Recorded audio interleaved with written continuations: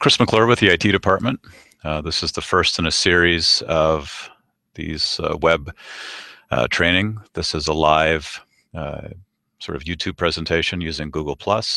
At the end of this, we will have a YouTube video that we can share out with everybody as well. So for the people who missed it, they'll be able to view this on demand.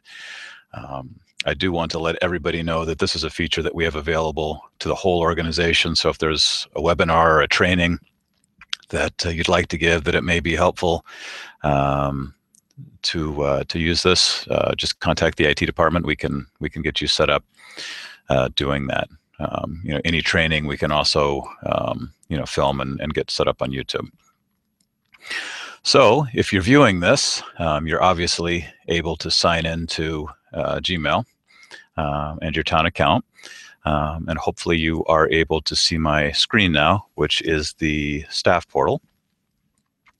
So this should be your home page, be the first page that loads or the page that comes up when you click the home button when you're loading Chrome. And a reminder that everybody should be using Chrome as their default web browser now. So on the staff portal, we've really tried to make an attempt to make this useful for people. So you'll notice that we've got all the meeting room calendars over here, for example. We've got different tips and tricks and announcements that get posted in this middle section. We try to put something up every day or every other day to make that useful. And I'd like to remind people as well that this is a resource that every department has available to use. So if you'd like the ability to post announcements or information here for all staff to see, again, just contact the IT department and we can give you permission to do that. That's a great way of getting information out to people. This is the first page that everybody sees in the morning. So that's sometimes a better way of communicating versus sending an all users mail list. You'll also notice there's some tabs across the top where you can submit an IT ticket, get some other useful information. Under Human Resources, there's the My Assistance Employee Assistance Program. On the left, you've got a link to the town website. You've got help setting up your mobile device. You've got links to your Gmail and your other Google apps. And there's all kinds of useful help using Chrome, using your Google apps, etc. And if there's something that you would like to see here that you don't see here, again, put in an IT request and it's no problem to get it loaded up there. So hopefully, in addition to being able to access this page and sign into your Gmail account, you've also been able to sign into your Chrome account.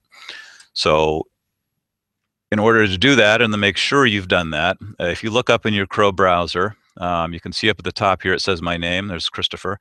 If I click on that tab, it shows me my picture. If you don't have a picture uploaded, it'll just be your initial. But that shows me that I've signed into the Chrome browser itself and not just Gmail. I can always click on the what they call the hamburger here and go into settings, and there'll be a link here. You can say it says disconnect your Google account. If I'm not connected, I'll say connect my Google account. I'll type in my town email address and password. I'll do link data, and then I should see my town email address listed up there. So the advantage of that is that you are going to have this page set as your default home page. You're also going to have these bookmarks published out to you. This is a folder that everyone in North Andover gets. There's some nice shortcuts there to the town website, to the portal, to put an IT ticket in, etc. So if you're not on the staff page, you'll be able to get to those areas. And we can also, just like on the portal, if there are custom links that you want just for your department, that's something we can do as well. We've got custom links for IT, we've got custom links for the police department, etc. You can put that request in, and it makes it nice. So no matter what computer you sign into in town, you'll be able to access the stuff that you need. We've also published some little apps up here that you'll see the first time you sign into Chrome. So this is a Gmail checker. So that's just another shortcut, no matter where you are in your browser, to jump over to your inbox. It'll also give you an unread message counter there, so you'll see when you've got new email in. And you'll get a few other applications that we'll cover in a later session. But to get the most out of your town account and experience on your town computer, make sure you're signed both into Gmail and into Chrome. So moving on to Gmail, and this is going to be just a brief session today. I'm going to try to keep these to about 15-20 minutes so that people can learn a little bit at a time. So today we're going to focus mainly on Gmail and just some really, really basic stuff in Gmail. So again, if you attended the training, you remember that these are web apps. So this part up here is still part of my browser, so I don't want to click on anything up there. If I want to visit other web pages in Chrome, it's very easy to multitask. I'm just going to go ahead and open up a new tab, and from there I can zip around and do what I need to do. I really encourage people to get familiar with the search capabilities in Google. They are extremely powerful, and one of the nice things is they work very well on mobile devices as well. But you should be able just to start typing names, email addresses, subjects, etc., and have it find that. I do want to remind people that we did switch email addresses recently, so sometimes you might be looking for something under the North Andover ma.gov email, and it was sent a few months ago on the townofnorthandover.com. So you may need to search using one or the other email addresses until we've been using the new email address for a while. And a reminder that I can click on the arrow here and I can get additional search functionality. I can limit my search from all down into one of my subfolders. I will mention that by default it does not search in trash, but you are able to search in trash by just clicking on the arrow and searching there, and that'll make sure you're searching in your trash. A reminder that when we're in Gmail, we're going to want to use the navigation within the program itself. So if I'm in a message, I want to be able to use the arrow in Gmail. I can use my links over here as opposed to using the links up here, as that may take me away from where I want to go. So one of the common questions that have come up in the early days of this is people are a little unfamiliar with the way the folder structure works over here. One of the challenges in web-based programs is there's a lack of real estate sometimes. So all of your folders in your inbox are actually over here, and you'll notice that when I go over here and hover, that pops down.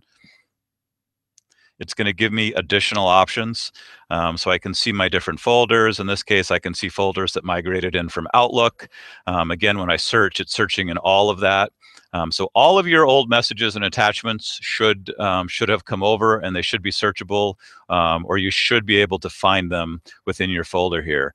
You are able to come over here and drag and drop these folders around. So if you don't like the way the structure came over from Outlook, you can come and reorganize that, or you can use the little arrow over here to go ahead and edit that label. You can give it a different name. You can change how it's organized, or just drag and drop that around. As I mentioned during the training, I use folders less and less, except for sort of very specific things, because the search is so good here that I find that I don't need it a lot.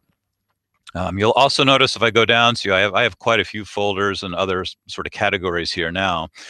There's an option called More down here, and that's what I'm going to click to go and see my my trash. That's where I'm going to go in to see my spam.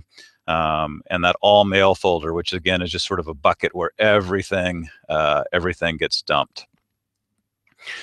So reminder too on managing your messages, that we have unlimited storage in this account, so there's no need to worry about deleting stuff or running out of space or having to archive, etc.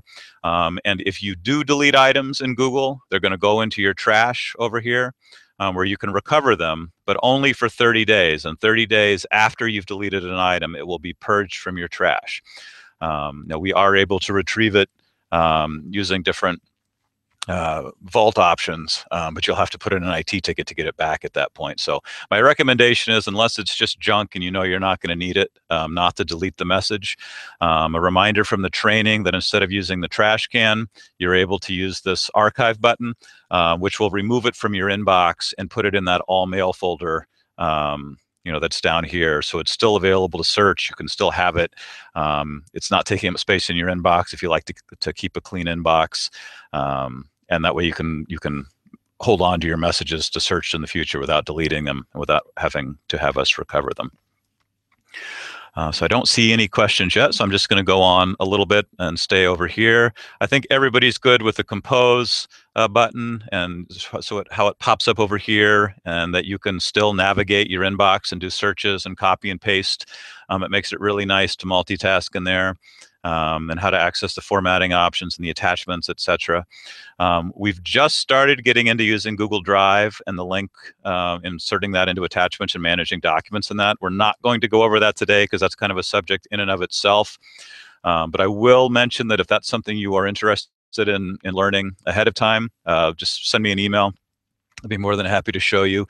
There are some advantages to using Drive versus attachment, namely being that you're not limited by any file size limitations. You can share entire folders and files as big as you want securely with people without running into that issue. And there's some other advantages to doing that. So if you're interested, before we do a session on that, just definitely reach out to me. Going down on the left over here, this is something I'm not sure everybody knows about, but this is Hangouts. So this is kind of like instant messaging. I'm actually doing sort of a glorified Hangout today to do this training. We're doing a video call. But you can also just use this for text chat, or sort of an instant messaging. You can do group chat, so you can add as many people within the organization as you want. There is a mobile app for this as well, so it's faster than email. It's kind of a nice way if you just need a quick answer to a question, or you want to ping somebody or send something out to a group, to use this message. Anyone within the town or school is available. You can search people using the search button. You would just type in their name or email address, and you can automatically chat with anyone within our organization. If anyone outside of our organization has a Gmail account, you can also send them an invitation to use this option with them. So just one more way of communicating with people that's a little more convenient. Going along the top before we get into some of the messages a little bit, I really want to stress the grid. I've had a few questions about how I access my other apps. So you really want to rely on this grid if I want to go over to my calendar or to Drive or to my contacts or my groups or any of the other settings or apps that you have in Google. You're going to use this grid here. And it will open in a new tab. So one of the nice things about Google is it's very easy to multitask. So you can see here that my inbox is still open, and I can go back and forth between my calendar. And I can keep opening tabs to work like that. If I want to close a tab, I simply hit the X up here, and that closes out that tab. So definitely rely on your grid to get around. You'll notice a little bell here. We've started using this a little bit. This is going to give me my Google Plus notification, so you might have seen a notification for this. If you go to the town's website, you can actually follow, under the Connect with Us section, the town of North Andover on Google Plus. You can follow each other on Google Plus. It's kind of like a professional type Facebook setting. So within that, if you subscribe to the town on Google Plus, in your little notification window up there inside your inbox, you're going to get recent posts and other things that that may be happening. So it's kind of a nice way of staying in touch with what's going on in town without having to visit the website. So going over here, you'll see that I've got my picture uploaded. I see that a few people have their picture uploaded. I recommend doing that. It makes it a little friendlier system to use. If you don't have a picture uploaded, you'll simply see your initial there, and you can go right here and go ahead and add a picture right there. This is also where you would go into like change your password or do other account settings, but because we manage our passwords through Windows, you don't need to worry about that. If you have a personal Gmail account that you want to check, you are able to click here and do add account and sign in, and then you can toggle between the two accounts. This is where also you don't need to do this at work because it's your computer. But if you were to sign into this at home or on a computer that wasn't yours, this is where you would click and sign out of that account to make sure that people didn't have access to it. But again, on the computer that you sign into at work, you don't need to worry about that. So it'll stay logged in when you fire up in the morning. A couple other things I wanted to go over that have come up. So when I'm dealing with an existing email, in addition to my options up here of sort of archiving or deleting or moving into a folder, you've got all options in terms of seeing details about the message. You can always hover over somebody's name to get information about them. You'll notice over here that I've got my reply, I got my print. if I click on the arrow next to reply, that's where I'm going to get the options to my reply all, my forward, etc. One of the things I want to point out is that if you reply to an email, you're not stuck with the old subject. Again, this is a web-based program, so you want to look for places that there are arrows or things that you can hover over. So if I click on this little arrow after I've replied, I can actually go in there and I can pop out that reply and I can edit that subject. So I'm not stuck with the subject on a reply. I can actually edit that. And that's a good way of breaking out a chain. Sometimes, too, if you're using Conversation View, you'll notice that a lot of messages get grouped together based on the subject. So that's a good way of managing that. Okay, I don't see any questions, so I'm going to just keep going on for now. We'll wrap up in about 5 minutes or so. So back on my inbox, just a couple other things I wanted to go over. One is the conversation view. This has confused some people. This is one of the things that takes the most getting used to. So anytime in your inbox you see a little number here in a bracket, that tells you that that's part of a conversation. So what that's doing is it's grouping together messages based on this subject. So you can work with that a couple of ways. Some people like this, some people don't like it. I personally like it because normally each of these would take up a space as its own email message. In this case, they're sort of grouped together as a conversation. I'm able to take and file or delete or do whatever I want, archive that whole sort of conversation as a thread. I can forward the whole conversation. If I go to the bottom, I'm sort of replying to the conversation. But I'm also able to go back in time and deal with each of these messages as a single message. So some people worry that if they reply or they forward something out of a conversation, that they're copying the whole thread. And that's not always the case. If I'm working within each of these slices here, if I do a reply or I do a forward, I'm only working with that one email message. And if I wanted to break something off of that conversation, that's where I might hit reply and I would edit my subject. And by changing the subject, it's going to break it off of that conversation view. So there is a way to turn off conversation view within your settings. If you want me to show that to you, just let me know. But my recommendation would be to stick with it for a little bit because it is more efficient and there are some advantages to doing it if you can get the hang of it. The final thing I want to go over is just working with attachments a little bit because this has confused people a little bit. So one of the things you'll notice is when you get attachments, you'll see that they're at the bottom of your email, like right here. And you'll have the indication that that's an attachment by the paperclip, just like in Outlook. So I've got a few different options when I'm working with that attachment.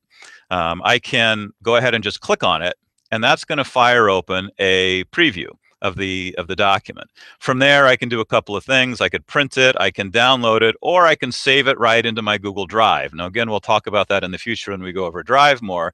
But the advantage of that, I'm sort of saving that document in the cloud, and I could attach or share that over and over again with people without having to be on a specific computer or having to dig it out of my email or find it. I can go ahead and pop that out in its own window if I want. I can zoom in, I can do other things. Or if I hit the X here, that's going to close out of that preview and take me back to my email. If I wanted to, I can go ahead and I could download that message, and that's going to, or that attachment, and that's going to download it to my computer. Or I can go ahead and save it to Drive right from here. And then this is where one of the questions in Chrome came up about where does that go if I download it to my computer. And so the final thing I want to show you in Chrome, and there's help about this on the staff portal. If you go to the announcements under More and scroll down, there's a whole section on where do my attachments go in Chrome. I recommend reading that and just sort of reading through all the posts here. There's some useful stuff in that. But if I go into my Chrome browser, again, back to the hamburger, and I go to Settings, and I'm going to go down here to Advanced Settings. Unfortunately, this is something that each user has to set for themselves. There's an option down here under Downloads that says, ask where to save each file before downloading. So I'm going to want to click that and turn it on. I can also change where my default download location goes, but it's generally good to leave that at downloads. So what'll happen when I check that, and I don't have to hit save or anything, it auto saves. Now when I click on the download button, instead of automatically going to my downloads folder, it's going to ask me where I want to put that. So I can put it on my desktop, I can put it in the S drive, and eventually once we get Google Drive set up, you could actually just save it right back to Drive this way. So that's one of the minor things that's come up as people have downloaded like 20 things and are just not sure where their attachments are. So that's how you would control that. Also, just like in Outlook, if you scan something to yourself or someone sends you an attachment, you don't have to download it or save it necessarily. If I forward that message, you'll notice that attachment's automatically, I lost my screen there, that attachment's automatically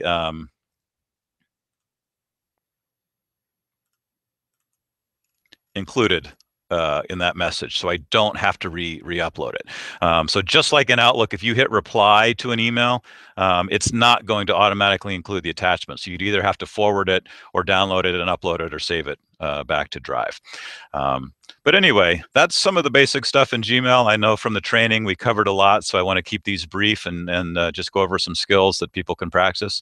We'll be scheduling another one probably next Friday to go over a little bit more in Gmail, and we'll just start moving through the apps. So I didn't see any questions come up. That may be because people don't know how or it's not working.